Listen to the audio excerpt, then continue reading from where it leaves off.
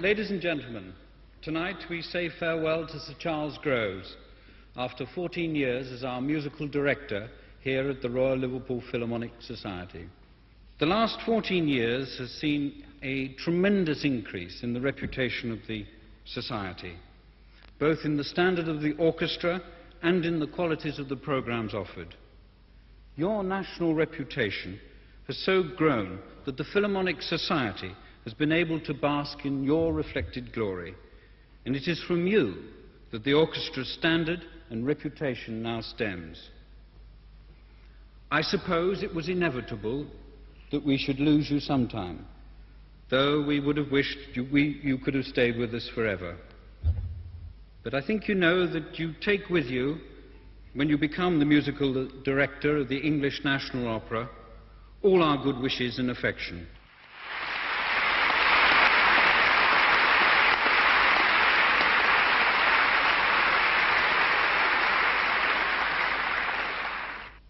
I have a presentation to make to you tonight as a token of our feelings.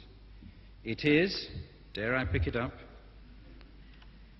a silver carriage clock by Mappin and Webb, the last, in fact, I understand, of a limited edition of 200. I know that you have chosen this particular clock, and it now gives me the very greatest of pleasure to actually present it to you.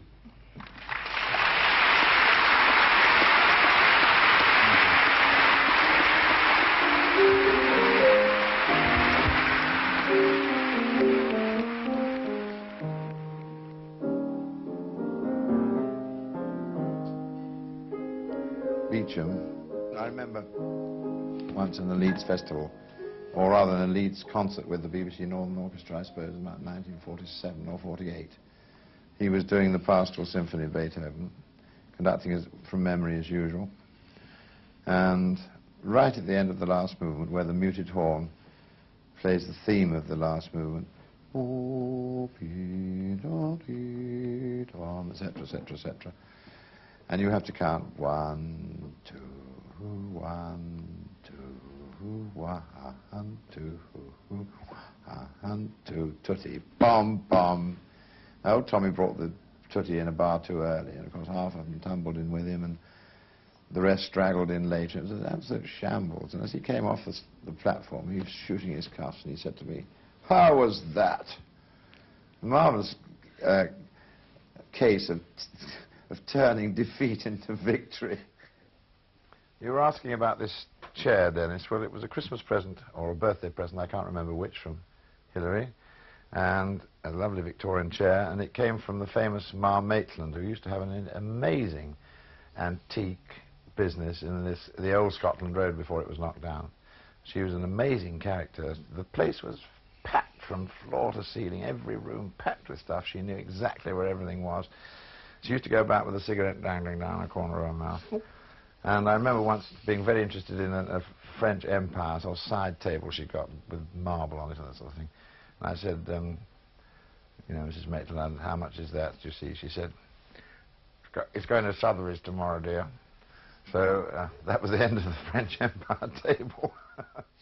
Well, you get a white arrow is a right-hand cue, black arrow is a left-hand cue, and the two together is a sort of karate chop, which indicates usually that somebody's got to stop doing something which they're doing already, like those free passages for the string. See, when you get 60 strings all going, it makes such a racket. I mean, they can't hear or anything what else is going on, so they have to know when to stop. That's that indication.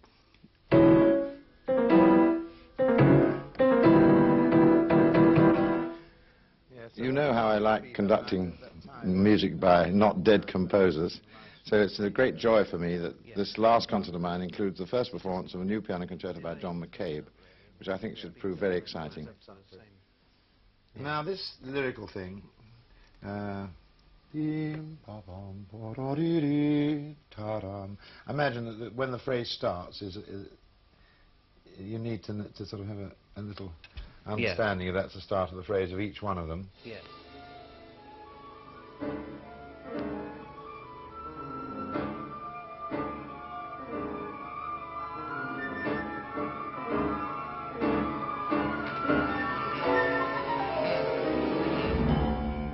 articulated do you want these? You've got ligatures, on the other hand you've got articulated lines. Yes, well I do want the 2, 2, 2, 2, 3. The ba ba ba ba ba ba ba ba ba ba ba ba pom. I do want that to come through, but I don't want it to be too rhythmical. No. I couldn't think of any other way of writing it down, actually. Yes, yes. I think that's understandable. I think brass players will. Yes. And it has to be in time.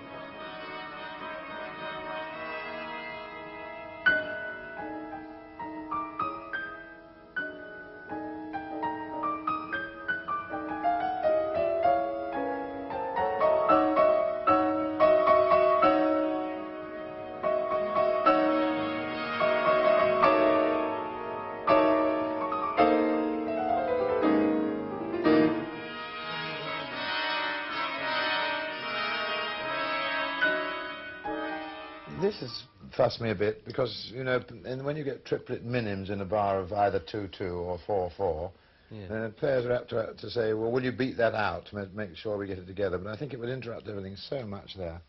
Again, 3, 4, Yes. 1, 2, 3, 4.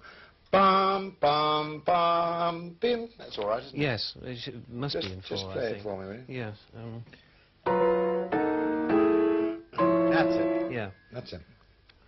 I don't think he does anything very strange. Now, the next thing... Wait a minute, there is one point.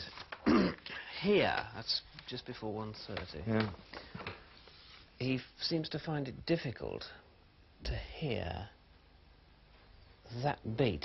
I mean, I know that the players are tied over, but he finds it difficult to know exactly where he is. And we worked on it a bit the other day. Bum, bum, bum, bum, bum. Yes. Well, I have to give him If you can give him a sort of... a good, strong encouragement there. Yes. Would you tacit, please? 360, where you have 5 quaver rests and a quaver to play.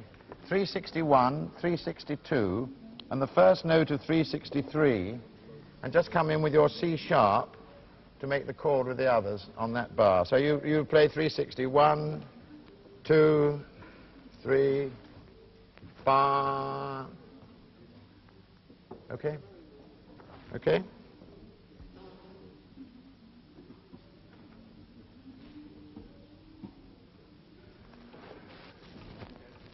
Okay.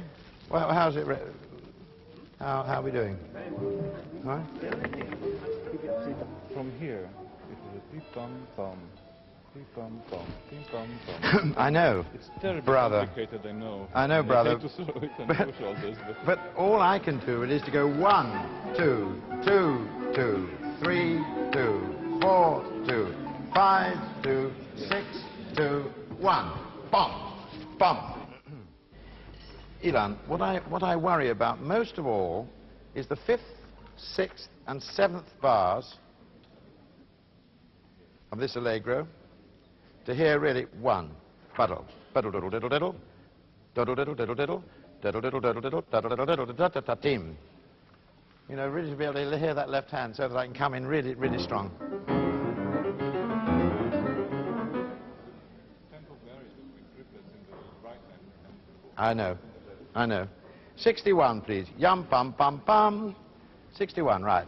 Let 2, 3, 4. The great beauty of our life is really that however miserable and under the weather one feels, you know, in the afternoon before a concert, the preparations always seem to cheer one up. It's nice. Wondering whether one should wear a red cummerbund because it's Wagner or a black one because it's Beethoven, you know, this kind of thing. All these little things.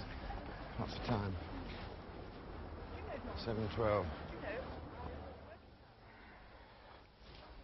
I'd love to get into this room well before a concert. And the librarian usually brings the scores in here and I look through them. And perhaps he'll leave the symphony for the second half on my desk so that in the interval I can come in here and just check over the last details of memorizing the thing. Look forward to tonight. Thank you. So do I. Yes. Very nice. So, then there's a question of perhaps seeing the soloist, who may, like many soloists are, extremely anxious about things. It's an anxious kind of life, playing concertos night after night from memory? I'm very excited about the work. About the work? Yes, because there are a few people in the hall who are not regular concert goers. And after 5-10 minutes of listening to the work, they completely forgot what it was. Contemporary, 20th century, but just music. And Yes, good. That's fine. I'm sure that'll be right. I hope so. Yes. And thanks for all your hard work. All the best of the time. Toi, toi.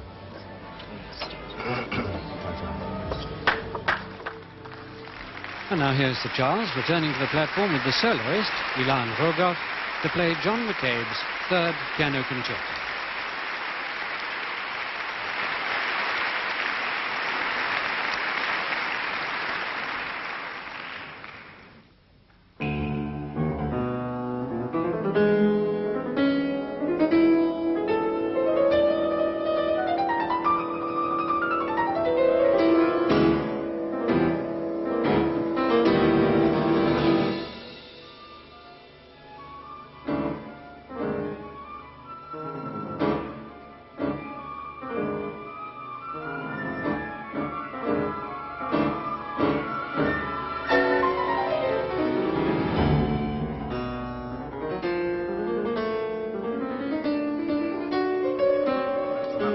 Yes. Hard sticks for the timpani into the last movement. Yes, absolutely.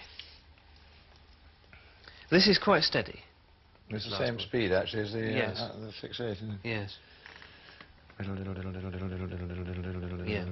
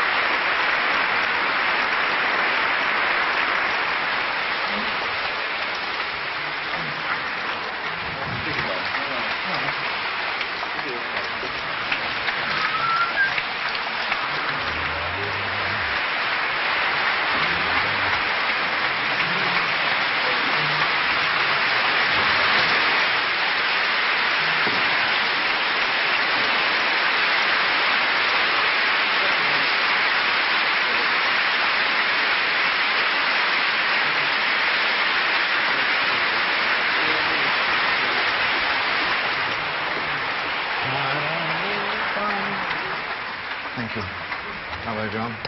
Thank Another one there, by yourself. No, no. Okay. Go ahead.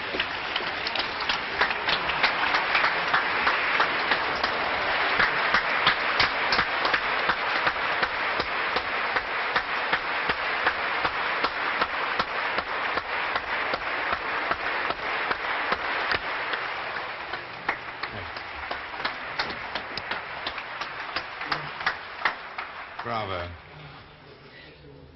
Thanks very much.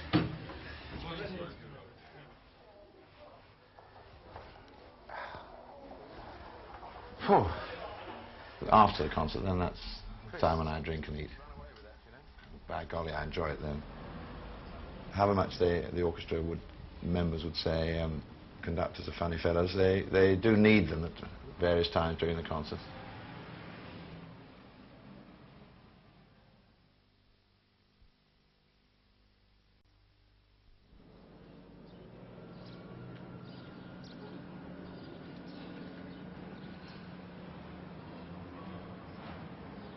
It's always said that if you get a taxi from Lime Street and ask to go to the Philharmonic, this is where they bring you.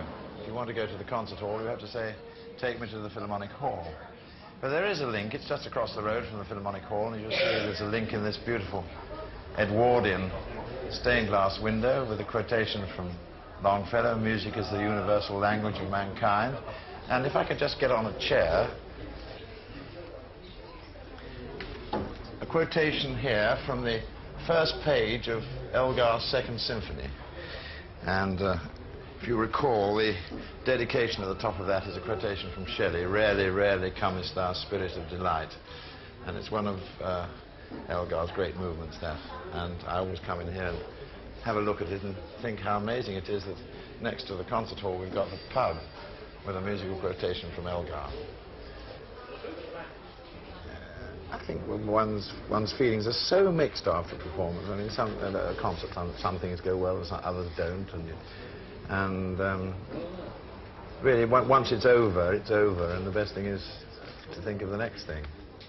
I remember Bobby Locke once, the great South African golfer, said if you get into the rough and into a bunker at the 5th, it's no good thinking about it when you're teeing off on the 6th. You've got to go on to the next hole. And this is very good advice for artists, I think.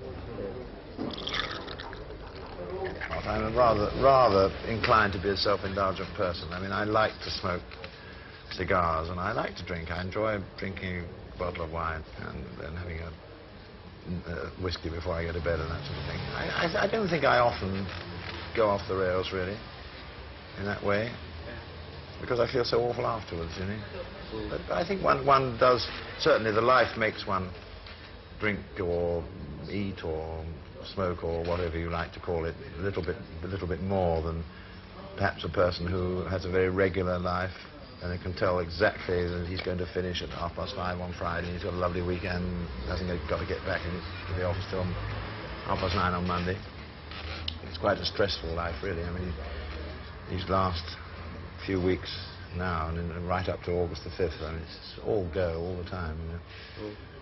You're highly organised. Do you organise? No, Hilary organises. My wife organises that, and that's one of the great things that keeps one sane, really, because she's got it all worked out, how we're going to travel and where we're going to be and where we're going to sleep and all that sort of thing. I must know, love, whether you're going to wear your tail suit, or I think the weather's so hot, couldn't you wear your white jacket for the next few concerts? Light trousers and white yes, jacket. I think nice, so too. And mind you, it gets very wet. Yes, but it hangs out very well. We might take 2 jackets. We'll pick another one up in London, perhaps. But I think I'll take everything as cool as possible, and your light rehearsing jacket. Yes. T-shirt. Yes. Now pack your sticks and everything. Lovely. And who's got the scores? The librarian? Don, got them all. All right. Right, darling, I'll get on with it. As we're running along, can you go through a few lists in the diary that are worrying me? Yeah. To start with, you see, we're in Brighton tomorrow. How do we get... Brighton Saturday. Yes, that's right. Yes. Well, Saturday is tomorrow. Then we've got to drive to Cheltenham. I've been trying to work out a route. I don't know, you suggested we went to London first now, but I think that's a bit much. Not into London, but... I think I'd rather go along... South of London, then across. I think... Then you're straight into your EMI sessions, and we've got, of course, our farewell concert here. Now, Copenhagen. Have we got our hotel booked for that? Did Jonathan do that? Jonathan has done that. Good. Then we've got the Edinburgh Festival. We've got to cancel our hotel there because that's been double booked. Now, that leads us up to Houston, you know. Then we've got to go over to... where does the plane go from that morning? Frankfurt. Yeah. That's right. So if we get up at 5, we can manage to have a car waiting for us at 6. We get to the airport at about 10 to 7. Right. The plane goes 7:30. We fly to London. Then we change planes. Unfortunately, there's a slight gap there. That's the only worry I have, really. If that plane to Manchester's late, we could be late for the rehearsal. Yeah.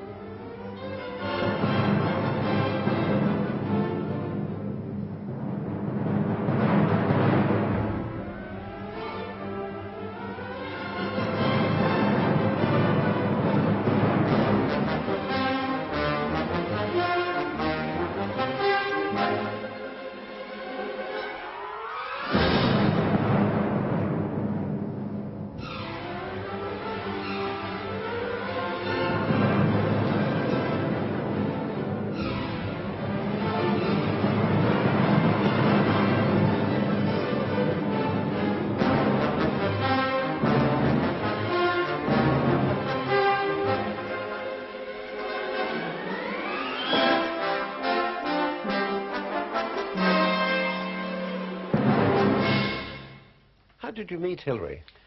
Well, I met her in the BBC in Manchester. Because I went up to take over the BBC Northern Orchestra in 1944, and she'd already been there a year or two as what we used to call in those days a program engineer.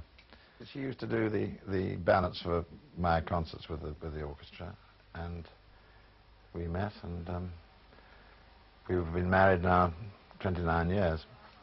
All right, darling, you should be looked after first. Tom, what would you like? You're having milk, haven't you? People actually come to the concert. Didn't you, darling? Is that some tea in it? Sally is the eldest. She's 28, and she's a very musical person, instinctively musical. She works for a music publisher, and she's got a very good nose for modern music. She's got my temperament. She's either very up or very down. Mary, the second daughter, who's a year or two younger, has most of the qualities of Hilary. Very good common sense and very level, balanced judgment and that sort of thing. Jonathan, my son, who is 25, is possibly a mixture of both, I think. He's got Hilary's very good judgment and balance of mind and that sort of thing. And he works for a concert agent. Sally has a son called Thomas, who's 5½, and came home the other day from his primary school with a violin, which he said they were going to teach him. And he was up the next morning about 7:30, polishing the violin with spit in a handkerchief. And then Sally, in a few minutes, heard a terrible scraping noise going on. "Mummy, how long does it take to learn this thing?" So he's in for a shock, his young Tom, I think, because it would take him years if he really studied it. They're all very different, but we're a very close family. We maintain very close links. I don't think we've ever had any generation gap problems. I mean, in the house in Liverpool, it was nearly always full of young people, and that's been very stimulating for Hilary and me. Neither Hilary or I ever influenced them one way or another. We taught them instruments when they were young. The girls began the violin when they were 4 or 5. Jonathan started on the cello, and they've all loved music ever since. I think I had a happy childhood compared with some people, although I was unfortunate. I lost my father when I was 6. and my mother when I was 10, so that there were problems, really. My mother died of pneumonia, is another thing which you wouldn't die of nowadays with all the modern drugs. I had two aunts who were her sisters, and they brought me up, but they didn't get on, and really they'd never lived together. They always lived separate. And the holidays, it was a real pantomime. I used to go to, I mean, the Easter holiday, I had to start with Aunt Nell, you see, and exactly halfway through, I had to pack my little case and walk to Aunt Flo. And then the next holidays I'd start with Aunt Flo, and halfway through I'd go over to Aunt Nell. So I suppose boarding school was really my home. St. Paul's, I lived in the city, in the choir school, the old choir school. 4-3 now, with a break. Connor's showing the new balls to McEnroe.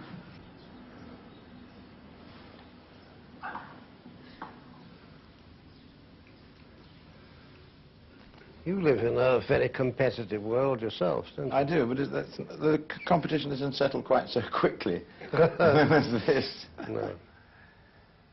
Although I've seen some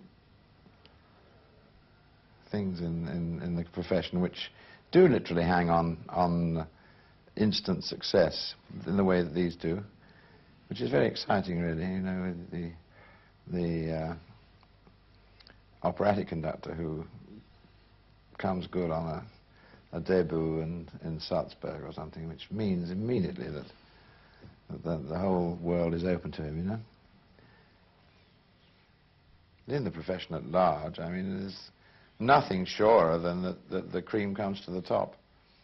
I think I really know very few people who might justifiably say that they had enormous comprehensive talent and didn't get anywhere. And I stress the word comprehensive because I was talking about conducting a little earlier on. I mean, it needs many attributes, really. And people who've got the majority of the talents rolled into one are the people that get on, I think. And Furtwängler, I mean, there was an original artist, if ever there was one. He had a technique which couldn't possibly have been taught him by anybody, because he used to start somewhere up here and for a beginning of a thing, and by the time he got to about the 33rd wobble, people played. And a marvelous story of him when he was conducting in Italy somewhere, and he was doing this, and the voice from the back of the orchestra shouted, "Coraggio, maestro." He was the best conductor of slow music I think I've ever heard. I mean, the Ninth Symphony of Beethoven, the slow movement, I never heard anybody equal his performance of it. And when I was a very young boy, really, before I ever went to the college or anything, I remember going to hear the Berlin Philharmonic at the Albert Hall. And there's marvelous German big bell trombones, you know, po-pee, po-pom, tee-tee, pa-pom. Marvelous, wonderful sound. And I think it illustrates something which is terribly interesting, that mere clarity of technique is not always producing the greatest results. And I think very often it's better in a way to be slightly obscure, because the orchestra then concentrates very hard on what you're doing.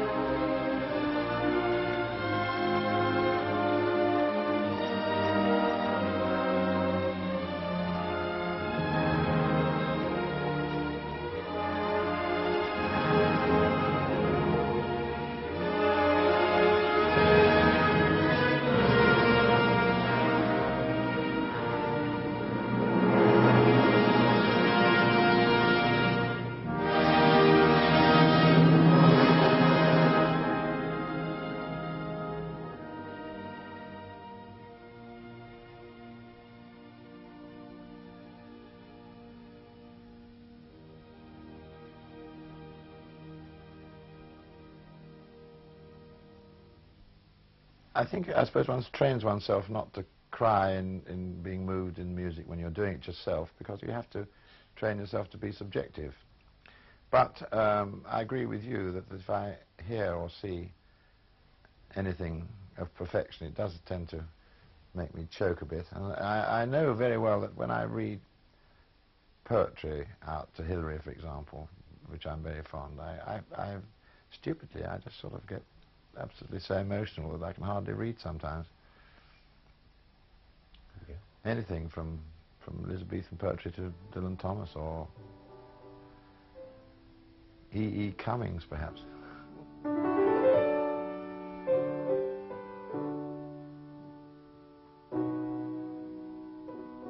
I was in church every day of my life from the age of 7 to 15, I suppose, then the public school, chapel and that sort of thing.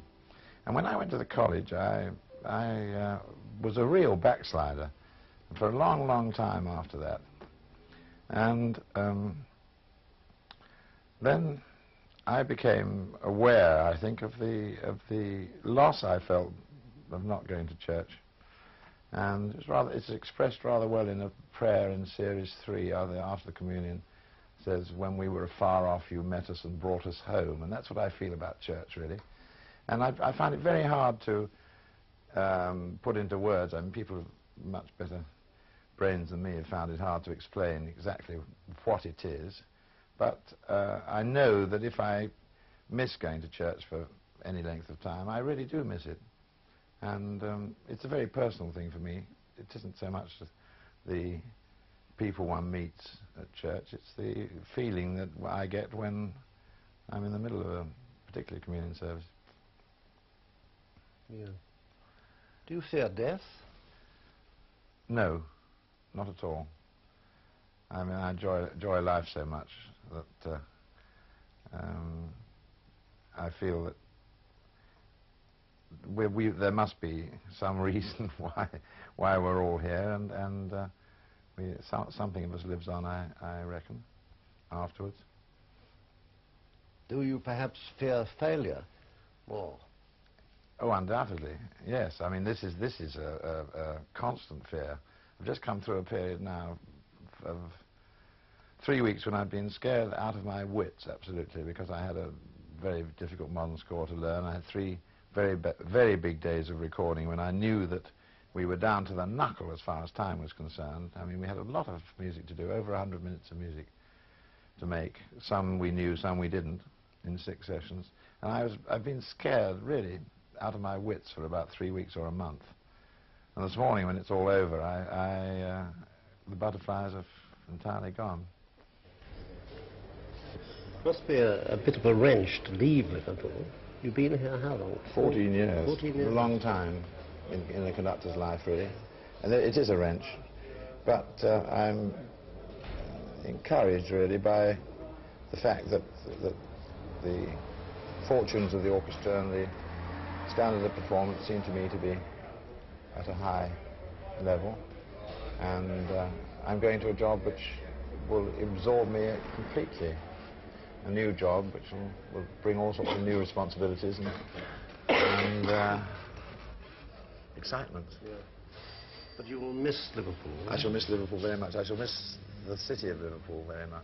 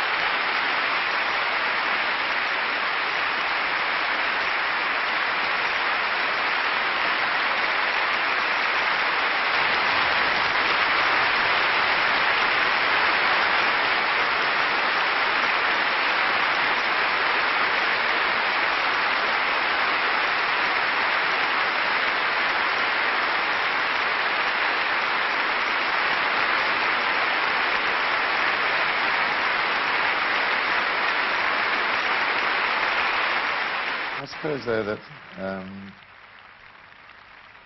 conductors have compensation, because although it is a lonely life, there are so many occasions when you seem to be bound up with multitudes of people, you know, with choirs and orchestras and singers and that sort of thing.